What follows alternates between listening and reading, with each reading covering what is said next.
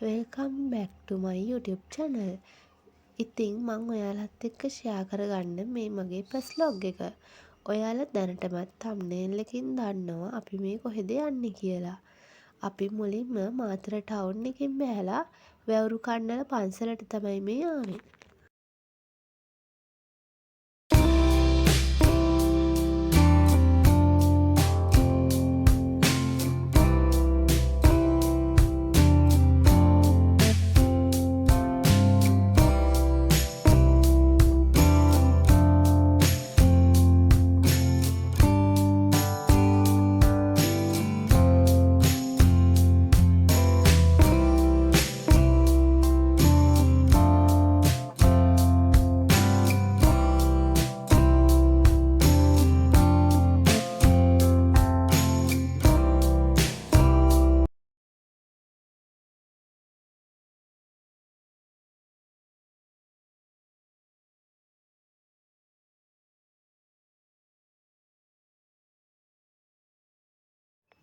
මාත් මේ first time තමයි මේ පන්සලට ආවේ. ඉතින් මේ පන්සල හරිම නිදහස් තැනක්. හිත නිවෙනවා. අපි යන දවසේ නම් වැඩිය සෙනඟ හිටියෙත් නැහැ. අපි නිවාඩු දවස ගියේ. හැබැයි ගොඩක් සෙනඟ නැහැ. අපි මුලින්ම චෛත්‍යයට ගියා. ඊට පස්සේ මල් පූජා කරලා වැඳලා ඉවර වෙලා අපි පන්සල වටේ ටිකක් ඇවිත්තා. මේ පන්සල හරි ලස්සනයි. හැබැයි ඉතින් ගොඩ කාලෙකින් මේකේ නඩත්තුවක් නම් වෙලා නැහැ. සෙනගත් හිටියේ නැහැ. ඉතින් අපි යන දවසේ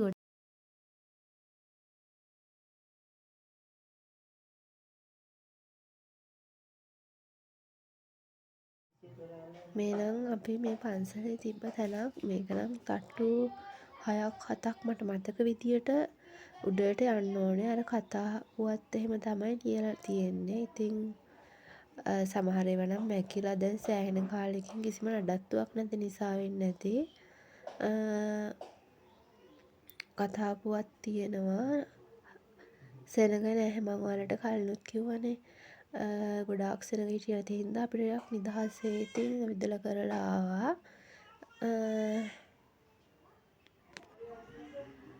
දැන් ඉතින් අපි මේ උඩම තට්ටුවට ඇවිල්ලා තමයි ඉන්නේ.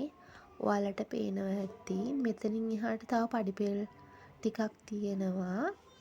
බලන්න දෙයක් නැහැ. ඔයාලට පේනවා ඇති මාරම ලස්සනට පේනවා මෙතන මුළු පල්ලෙහාම. අර ඈතින් සුදු පාටට පේන්නේ වැවුරු කන්නල ස්ටේෂන් එක. හරි ලස්සනයි නේද ඉතින්. මාර නිදහස් තැනක් මෙතන නම්. ඊට පස්සේ අපි එතනින් බැහැලා පහලට ආවා. ඇවිල්ලා ඊට පස්සේ මේ පන්සලේ වෙනම තැනක් තියෙනවා අපාය බලන්න පුළුවන්. මේ විදියට ගල් වලින් නෙරලා තමයි මේක හදලා තියෙන්නේ. මේ හැබැයි මුල් ටික විතරයි මෙහෙම ලස්සනට හදලා තියෙන්නේ.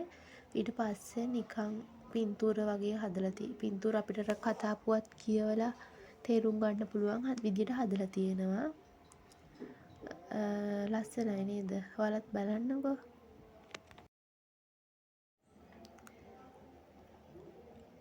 ඊට පස්සේ නම් මෙහෙම අර දිගටම ඇවිදගෙන යන්න තියෙන්නේ. මේ විදියට තම මේවට තින්ත ගාලා එහෙම හදලා නැහැ. ලොකුවට ලස්සනක් නැහැ ඉතින්. අපේ මල්ලි නම් ඉතින් මොකුත් කියවන්නේ නැහැ. යා ෆෝන් එක ඔබ ඉස්සරහා බලාගෙන එහෙ යනවා.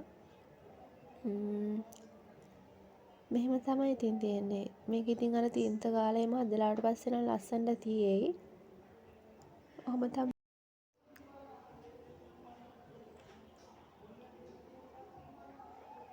හරි. ඊට පස්සේ මේ අපි ඇවිල්ලා ඉන්නේ දෙවිනුවර විෂ්ණු මහා දේවාලයට.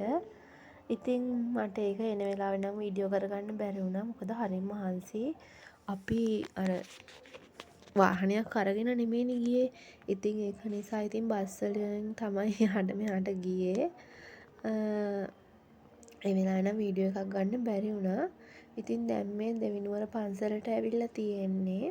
ගොඩක් අය දන්නවා මෙතන හරිම ප්‍රසිද්ධයි. විෂ්ණු දේවාලය තියෙන හින්දා. ඉතින් ඊට පස්සේ මෙතනටත් ඉතින් මල් පහන් පූජා කරලා වැඳලා ඊට පස්සේ ෆොටෝස් එහෙම ගැහුවා. මේ ඔය ඉස්සරහින් යන්න ඉතින් මගේ චූටි වීඩියෝ ක්ලිප්ස් එකකුත් ගත්තා. අපි ඉතින් කට්ටිය එතනට ගිහින් පහන් පත්තු කරා. පහන් පත්තු කරලා බෝධියටත් වැඳලා පැන් කලයක් නෑවුවා කට්ටියත් එක්කම. මේ තියෙන බෝධිය මේ පන්සලත් ලස්සනයි. මේ පන්සලේ නම් සෙනග හිටියා ගොඩක්. මෙතන මං කියවනේ ප්‍රසිද්ධ තැනක් කියලා. ඉතින් මෙතනට ගොඩාක් අය සෙනග එනවා. විෂ්ණු දේවාලය ගාවට සෙනග හිටියා සෑහෙන්න. ඊට පස්සේ අපි එතන පන්සලටත් වැඳලා කෙලින්ම ආවා පරයිදූපතට. මං ඉතින් බස් එකේ යන ගමන් මෙතන නම් පොඩි වීඩියෝ ක්ලිප් එකක් ගත්තා. ඊට පස්සේ නම් යන්නේ මම ආසම තැනකට මේ ට්‍රිප් එක යනවා කිව්වට පස්සේ මං ගොඩක්ම ආස වුණේ පරයිදූපත බලන්න යන්න.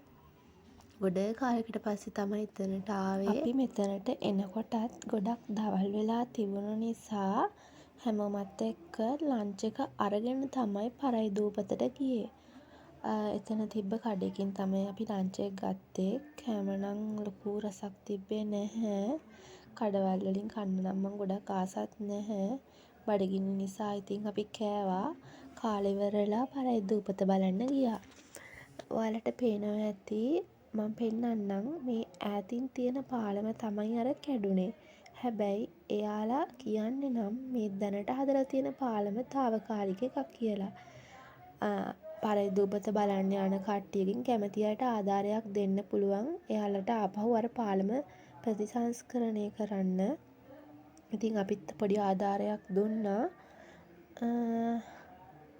ඉතින් මෙතන නම් හරි ලස්සනයි. අපි යන වෙලාවේ අවුව ගොඩාක් සැරට තිබ්බෙත් නැහැ. ඒක නිසා ටිකක් අර නැත්තම් මෙතන හරි රස්නේ. අර මොකද දවල්ට එහෙම යද්දි හරි අමාරුයි අවුව.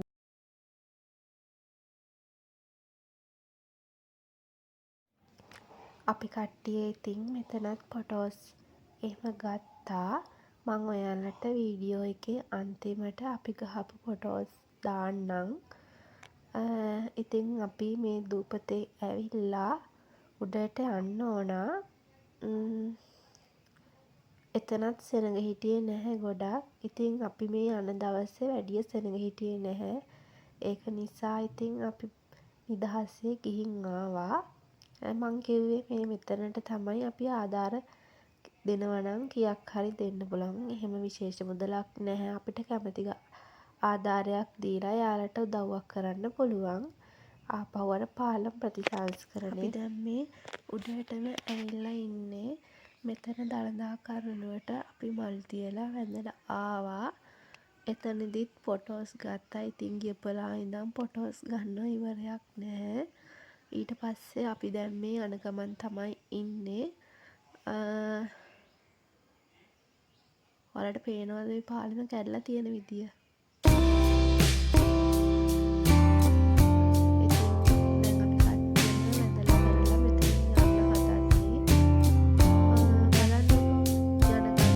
ඊට පස්සේ අපි බීච් එකට ගිහිල්ලා